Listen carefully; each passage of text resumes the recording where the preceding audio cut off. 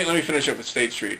Yeah. So I'm telling choppers what I'm seeing, and I'm asking them to stick around here, because if there's witnesses around here, they probably won't beat everybody up. And a couple of them said, well, I got to get my wife home, but I'll come back. And the next thing I know, I'm being filmed. That was kind of weird. Right. And because I was like, there were people listening to me, and all of a sudden I was giving a speech without really meaning to, And then I turn around, and there's cops and plainclothesmen all over, and I'm just explaining what I saw that morning. Yeah, and like to what? Where were you standing? Or I was just standing on the curb. I wasn't going to get out in that crowd. Okay. And I'd seen enough already to realize stay on the edge of these things, because if you're trapped in the middle of this crowd, you came upon a crowd. Is what you're saying. Okay. Well, I knew they were there. For that. Okay. So you're warning the people there. Okay. Yeah, I was talking to some of the people in the crowd, and you're speaking louder because more people. No, I was just talking to some people like next to me, and the next thing I know, everybody was listening, because there was a lot of confusion. Nobody knew what was going on. Right.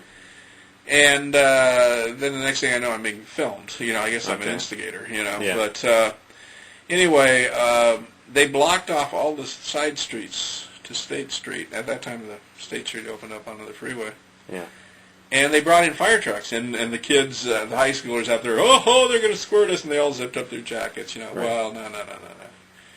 They put a phalanx of cops in the behind. They had buses there, and they surrounded these people, and these high school kids. Right. And they just wailed into them, just clubbing everybody. Right. Clubbed them into submission and dragged them onto the buses. Jeez. And then they start coming for the people standing on the curbs. I mean, they declared the people on the streets an unlawful assembly, but they start coming for everybody. Right. And once they had filled those buses up, and so we start heading down the street, and at that point, the people on the shopkeepers had seen enough. They opened their doors. Come on in here. We'll hide you. Wow. At first, we were a little leery, because they going to trap us? No, they pulled us into their shops, and they locked the doors. And when the cops showed up and tried to get into the shops, they wouldn't let them in. Yeah. And when right then and there, I learned what was good about America. Right. And if there was ever any doubt, that hey, people don't like oppression, And I mean, we were on the street. We weren't part of the unlawful assembly. Yeah. And we were just there as witnesses and onlookers, Yeah. And I found out later from some people who had been driven down. They basically drove what was remaining of the people on the sidewalks down onto the freeway, and people were nearly killed being pushed onto this freeway. And they really had no place else to go, because it was either face the cops and get clubbed or run onto a freeway. Right. And they chose running onto the freeway, which will show you the amount of fear people were instilled with. Goodness. But. And this is right when you got, pretty much kind of like right when you got into Santa Barbara, and the year prior they had burned the bank down. The bank had been burned the first time before I'd ever even got there. Right. Well, before I was ever a student time. there. And I got home from a movie late at night, and my mom and dad were both there. I was enrolled, but I hadn't attended classes yet. Right. It started. And they jump on me the minute I walk the door, and why, basically... burning the bank, and I go, this may be a shock to you, but I don't go to school there yet, they kind of sobered them up a little bit. Right. And I just kind of said, I started thinking about it, I go, you know what, it burned a bank, it burned down an empty building, because I knew it was empty. I had friends that went up there, so I knew what was going on. I said, if burning down an empty building can prevent one death, it might be worth it. Right. And, it was attacked a few other times after that, but they basically turned it into a sprinkler system. They turned it into what was called the Alamo. Now it's a pool hall. Yeah. But a large brick building. Building downtown surrounded. Or adobe building. You couldn't get it to burn if you dropped a napalm on it, Yeah. But and after you're saying it was burned the first time there, how many times afterwards was it burned down again? 2 or 3 times. Wow. 2 or 3 times. There was attacked 2 or 3 times. Right. And what you're talking about, the Bank of America, which was built in the middle of Isla Vista, the poster you see where the check with the bank burning in the background. This was the time that was a photo taken of that first burning. Right.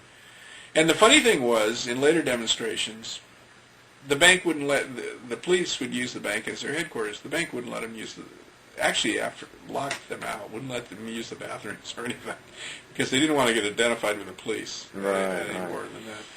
But I remember standing there. At that time, there was a lot of open fields around the bank, and I can remember standing there in a gas station. And there was only, maybe 100 police at most, and they were worried. In fact, when the demonstrators would get close to them, they would go out there with their shotguns, with their riot guns like this, and we're going to shoot your ass if you keep coming. And people realize these guys are scared. They are. Yeah.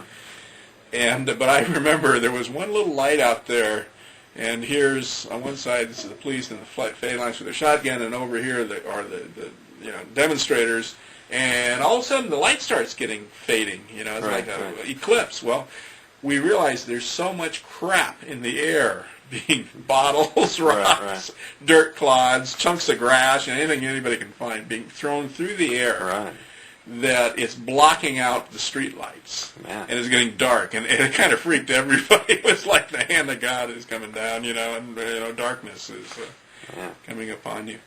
But what they'd do is they'd circle around the side streets, and they'd come in and sweep through. They'd have like 10 flying squads of 10 or 12 really athletic cops that would just go through the back of this demonstration, sneak up on them and grab 2 or 3 guys. One time I saw them, they grabbed a guy, who was in this crowd that was throwing things at him, and they were dragging him to the main phalanx of police.